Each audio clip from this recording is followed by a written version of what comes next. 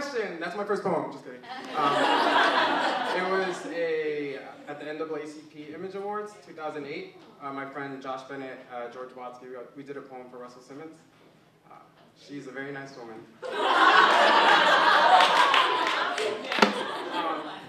So normally, I talk a lot before I do poems. That's like my tragic flaw. But normally I would be puking right before I had to go on. But this is like the first time ever I got to watch every poet perform right before me. I do like that weird. Yeah, that's the progress. I like in college. I was straight up 8 Mile like puking mom spaghetti right before it was disgusting. But, I'm very excited to be here. The poets I just saw were very amazing. I definitely want to get in contact with them. I'm excited to take on the theme for today. And when I was looking at the poems that I have written, I was realizing that I'm a very angry person and that most of the poems fit the category very easily, but still I wanted to write 2 new poems, so that's what I'll be sharing with you guys today. Sharing new poems is so hella scary. Alright. So we're just gonna get right into it. The second one's not really about freedom, but we'll talk about it later.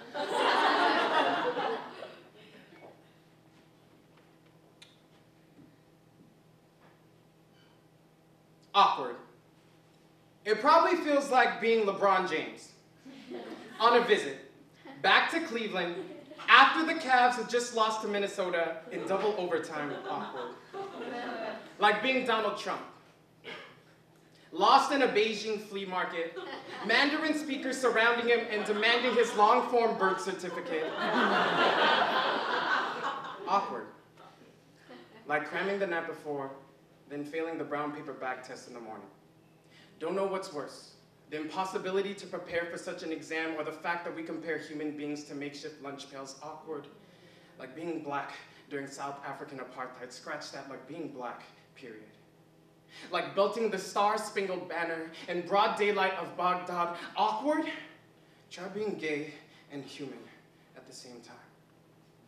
June 24th, 2011. Summer in New York City is something special. The waters of Central Park are lined with greens and yellows, the same colors couples caress in their margarita glasses at dinner time. February was months ago, we know, but love still manages to sneak out of hiding for a few weeks in summer. If only we all felt this comfortable coming out in June. A Republican majority redefines marriage, and we watched the world become a little more human that day. As people replaced a cringe with a smile at the sight of the unfamiliar, and finally allowed man and woman to be replaced with love and love, but we celebrated a bootleg version of equality that day.